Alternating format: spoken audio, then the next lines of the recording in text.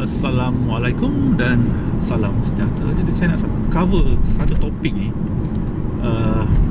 berkaitan dengan sim racing dan juga VR. Saya rasa saya tak pernah cover topik ni sebelum ni. Mungkin saya pernah cover, mungkin tak secara detail lah. Jadi hari ni, kali ini saya nak bercerita hubungan saya dan VR dan sim racing. Okay. Saya mula sim racing secara serius bila saya subscribe iRacing pada akhir tahun 2014. Okay. Time tu saya mula single monitor.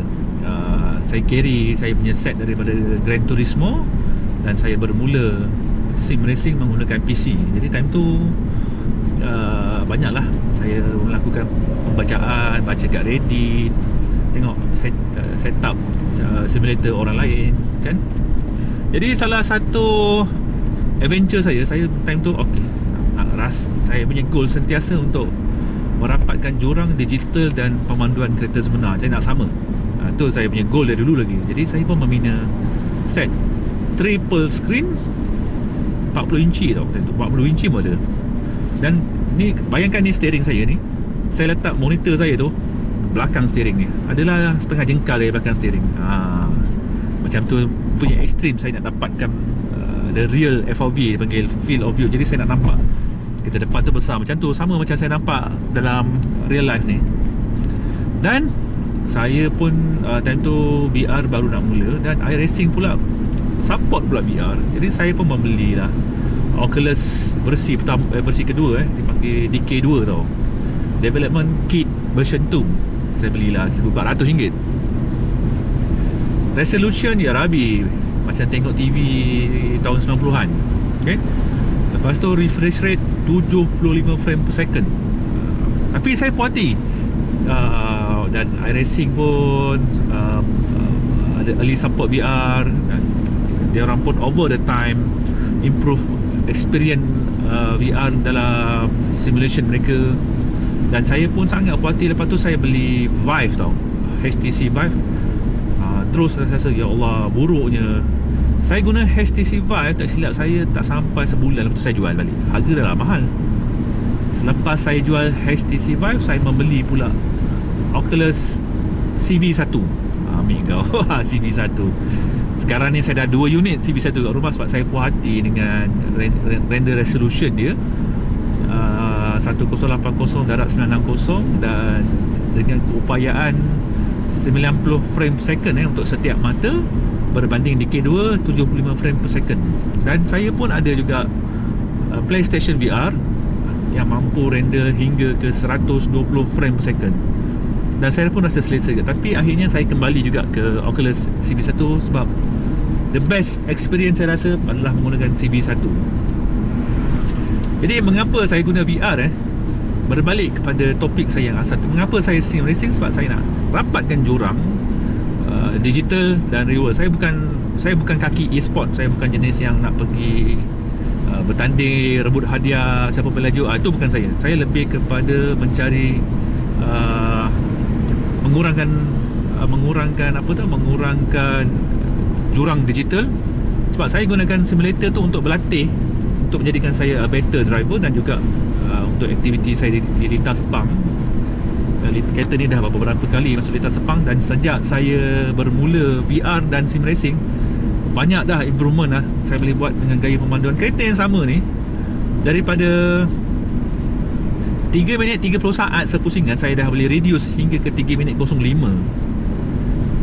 Sama je dia punya power, tayar semua sama, tapi saya ubah gaya pemanduan berdasarkan apa yang saya belajar daripada simulasi menggunakan VR. Okey, apa beza VR guna screen? Jadi kalau guna screen ni, walaupun saya guna triple minta maaf geng triple, jangan kecil hati, ini adalah pengalaman saya. Bila letak triple, ada yang letak triple jauh kat sini, adalah sebab kita punya steering punya box kan besar, ada yang letak jauh ke depan. Padahal saya tak sama tau dia punya.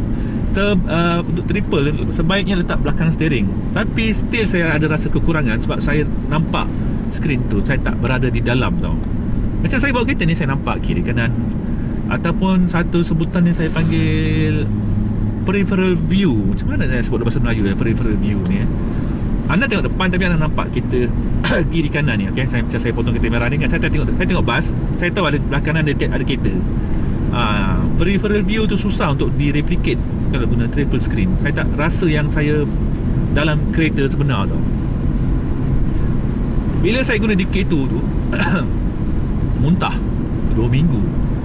Hari-hari saya cuba, hampir nak jual DK2 dan nak give up, nak pakai balik triple. Selepas 2 minggu tu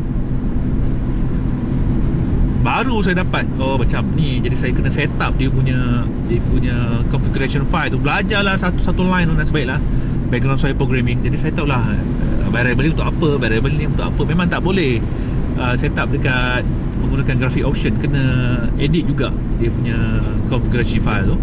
Barulah saya dapat apa yang saya nak dan kepala saya tak pening. Saya ni sebenarnya mudah pening. Okay? Jadi saya memilih untuk berlumba dalam VR ni ada dua jenis pilihan dah, menggunakan Steam VR atau guna Oculus. Saya memilih Oculus sebab dia lagi stable dan lagi jauh lah dia punya maturity dengan Steam VR. Jadi sebab tu untuk iRacing saya maintain menggunakan Oculus sahaja. Dan saya dapat lah, okay, nampak free view, nampak petik sini potong. Saya tahu kalau dalam VR sama dia punya perasaan je.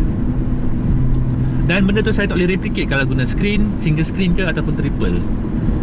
Jadi menggunakan VR tu ialah untuk mendekat dengan lagi jarak. Memang menakutkan, kita tak nampak belakang. Jadi dalam VR tu nasib baik iRacing boleh on mirror, apa tu, rear mirror dengan side mirror. Jadi saya gunalah sama macam saya mandu kereta betul ni.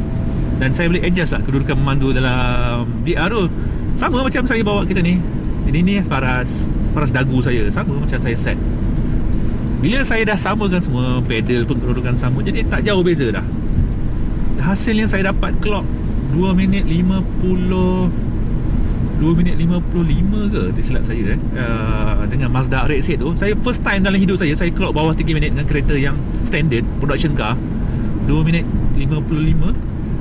Dan hampir break 3 minit, saya dapat 3 minit kosong tepat dengan Audi TT Turbo 2.0 standard production car, bukan kereta modified. Jadi pada saya improvement lah.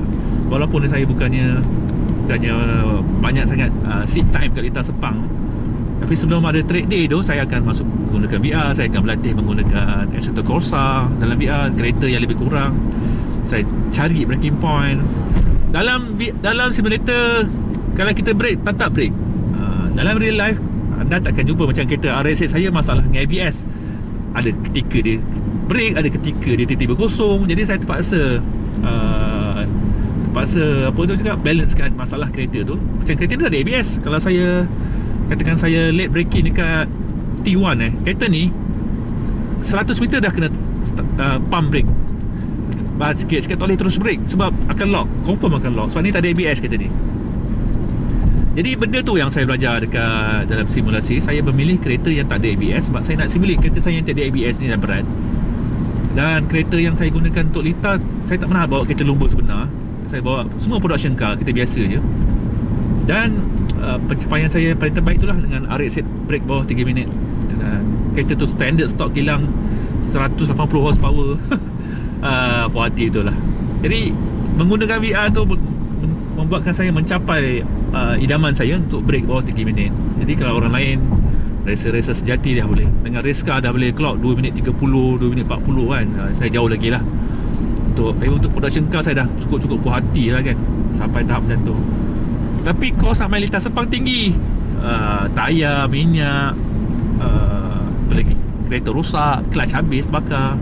Jadi semua itu risiko-risiko yang kena tanggung kalau kita turun track. Dia bukan setakat bayar fee RM400 tu, kerosakan kita pun kena ambil kira. Jadi sebab tu pada saya sim racing menggunakan VR, dia macam apa ni, menggantikan saya punya gian daripada nak ke lintas Sepang tu, race secara online ataupun offline, tapi menggunakan VR.